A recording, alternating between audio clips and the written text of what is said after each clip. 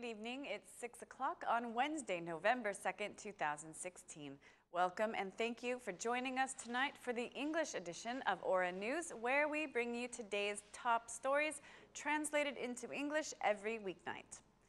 The U.S. Ambassador Donald Liu held a live communication forum on Facebook today where he responded to some citizens' questions.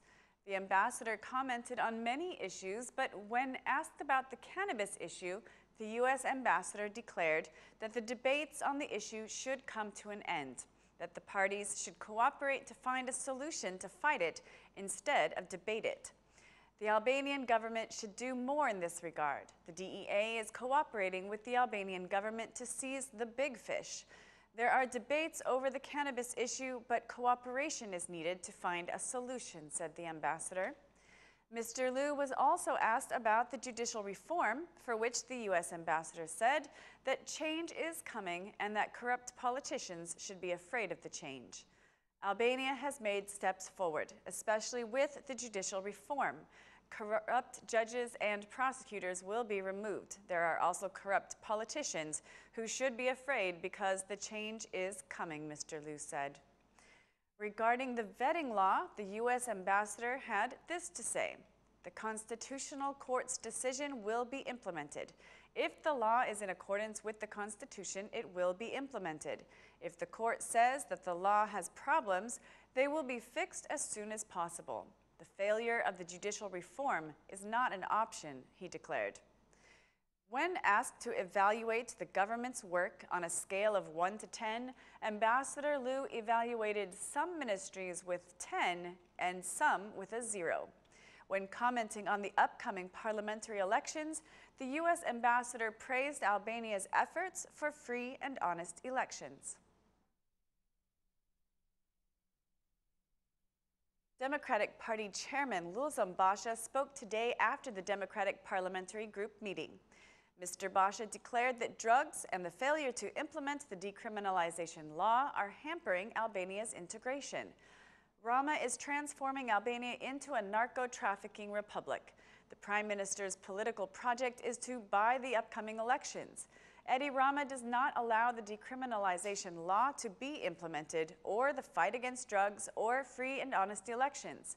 These issues hamper Albania's integration. Edi Rama is the one who is hampering Albania's integration into the EU, declared the DP chairman.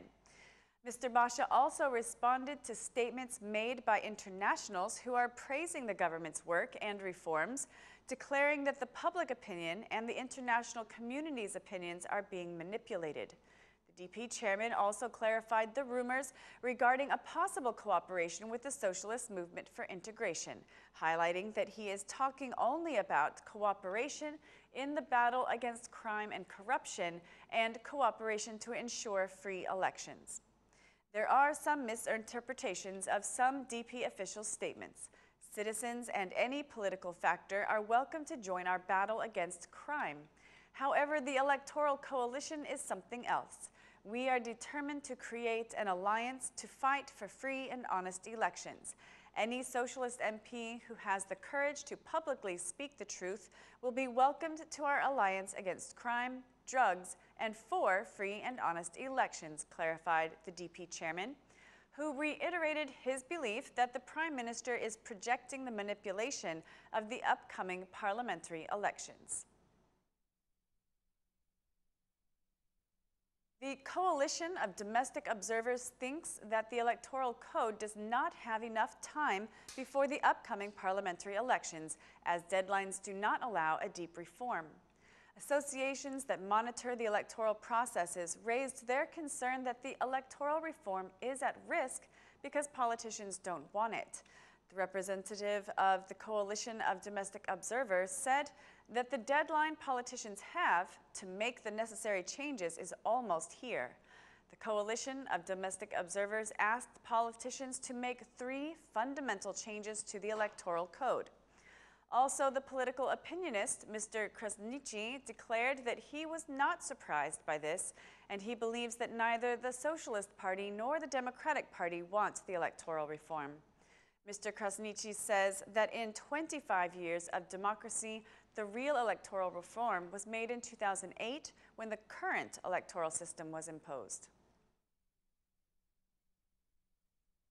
The Ministry of Finance has concluded its 2017 budget talks with the International Monetary Fund mission in Albania.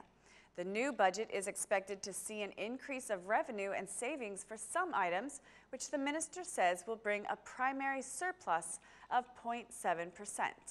The Minister of Finance and the chief of the IMF mission, Ms. Anita Tuladar, presented their 2017 budget agreement to the media. Public debt is expected to decrease by 3% and a higher economic increase is predicted. According to the minister, the increase will be the result of a revenue increase from collecting property and oil taxes. Meanwhile, the IMF's mission chief declared that the only condition for the 2017 budget is that the Albanian government pays off its old debts to the local units without creating new debts. The final plan of the 2017 budget is expected to be made public in the coming week. The 2017 budget revenues are predicted to amount to 436.4 billion lek. 2017 salary and pension increases totaling 9 billion lek are predicted to increase expenditures next year, according to the official data. So far, the government has publicly announced salary increases for specific categories such as teachers with a 10% increase, police officers with 17% increase, and rumors of pension increases of 3%. The 2017 budget also includes a fund increase for the formerly persecuted and former property owners. Local budgets are predicted to decrease with the 2017 budget, with an expected 40.6 billion lek, where it was 48.3 billion lek last year. The 2017 budget also predicts a 100 million lek reduction in the unemployment fund. The public debt is expected to mark a reduction, lowering from 71.3% of the GDP to 69.1% in 2017. The new budget also predicts a considerable increase of funds for investments. The increase of public administration employees will be 6 billion lek, and 2.9 billion lek are predicted for pension increases in 2017. The Albanian government wants to revive sports in the country, creating an Albanian Federation of Sports for the first time. An agreement between the government and the new federation will boost sports activities in schools, and during the agreement signing, Prime Minister Edi Rama relayed that practicing sports in schools has been reviving since 2014, when it was completely disappearing. We are all witness to the destruction of sports over the years. In the past 20 years, sports have survived thanks to individual and sporadic efforts. The Federation will be a coordinating structure for sports and the sports objective.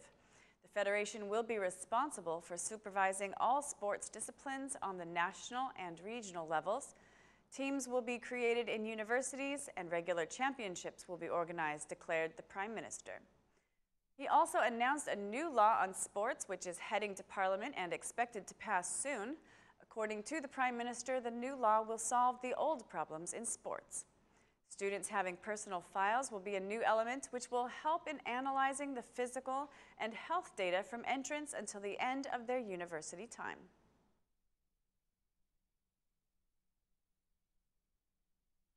The Minister of Agriculture declared that any agricultural markets that do not meet the consumer security standards will be closed.